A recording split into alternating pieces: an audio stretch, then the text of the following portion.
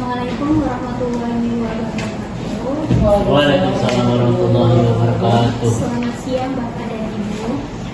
Sebelumnya izinkan saya memperkenalkan diri saya. Saya Lili Rumisa SHCPM. Saya di sini sebagai mediator yang bersertifikasi dari DSI dengan akreditas dari MA. Dalam hal ini saya akan membantu menyelesaikan permasalahan Bapak dan Ibu, mungkin sebagai awal proses mediasi kita ini. Sebelumnya saya membaca aturan mediasi kita. Boleh saya minta Ibu sebagai pemohon memperkenalkan diri terlebih dahulu? Baik, terima kasih Bu Mediator. Perkenalkan saya Livia Atika Ati. Saya seorang wirausaha dan saya beralamat di Kota Lok-Sumawe. Baik, kepada Bapak termohon. Baik, terima kasih Bu atas kesempatannya. Perkenalkan, nama saya Rizky Ananda. Saya sebagai karyawan swasta di Kota Lok-Sumawe. Nah, yang bertempat tinggal juga di Lok-Sumawe, begitu. Oke, baik Bapak Ibu, terima kasih atas kesediaan Bapak Ibu untuk hadir saat ini dalam usaha kita menyelesaikan persoalan Bapak Ibu dalam bentuk mediasi. Proses ini adalah untuk mencari kesepakatan demi kebaikan kita semua. Proses kesepakatan ini memang sesuai aturan pasal 1 ayat 7 Perma nomor 1 tahun 2016. Adapun saya sebagai mediator merupakan pihak netral yang membantu Bapak Ibu dalam proses perundingan guna mencari berbagai kemungkinan penyelesaian sengketa tanpa menggunakan cara atau memutus perkara dengan memaksakan sebuah penyelesaian.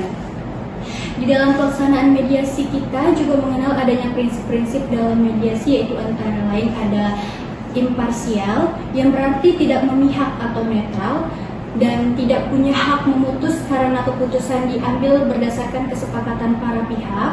Berikutnya kerahasiaan. Seluruh yang terjadi dalam proses mediasi bersifat rahasia.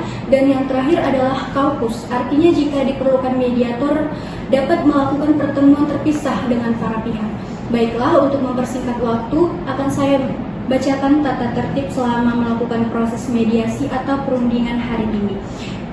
Yang pertama, para pihak harus berbicara secara bergantian setelah dipersilahkan mediator. Para pihak tidak boleh saling memotong pembicaraan. Para pihak tidak saling menyerang baik secara kata maupun fisik. Para pihak diharapkan jujur tanpa ada yang disembunyikan, tidak merokok, dan tidak menggunakan handphone.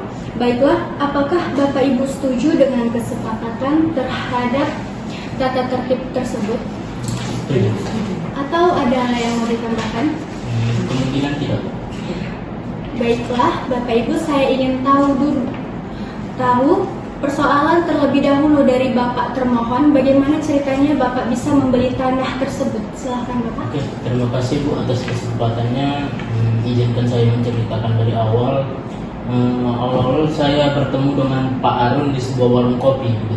Nah, kami di situ bertemu, bercerita lah, gitu. Nah, saya menceritakan, mengutarakan niat saya untuk membeli tanah di Kota Langsa. Nah, dan lalu pun respon Pak Arun ini, dia menawarkan saya sebidang tanah yang dia miliki, begitu Bu.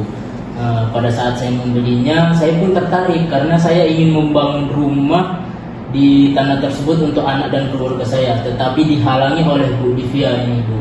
Nah, pada saat dihalangi Bu Divya, dia mengatakan bahwasannya tanah tersebut itu milik dia Bu, yang telah dibelinya dari istri Pak Arun. Saya pun bingung bagaimana bisa, padahal Pak Arun ini menawarkan kepada saya tanah tersebut, dan saya sudah membeli tanah tersebut dari Pak Arun, gitu Bu. Oke, baik Pak Rizky. Selanjutnya saya juga ingin tahu apakah Ibu Halimah saat membeli tanah tersebut dari istri Pak Harun sudah melalui proses yang diatur oleh undang-undang, dan apakah Ibu sudah memiliki hak milik atas tanah tersebut? Baik Bu, sebelumnya saya ingin ceritakan dulu proses saya membeli tanah. Pemerintahan nomor 24 tahun 1997 tentang pendaftaran tanah, pasal 197 ayat 1. Semua daftar umum dan dokumen-dokumen yang telah dipergunakan sebagai dasar pendaftaran merupakan dokumen negara yang harus disimpan dan dipelihara menurut peraturan perundang-undangan yang berlaku. Ayat 4, dengan izin Kepala Kantor Wilayah kepada pemegang hak yang bersangkutan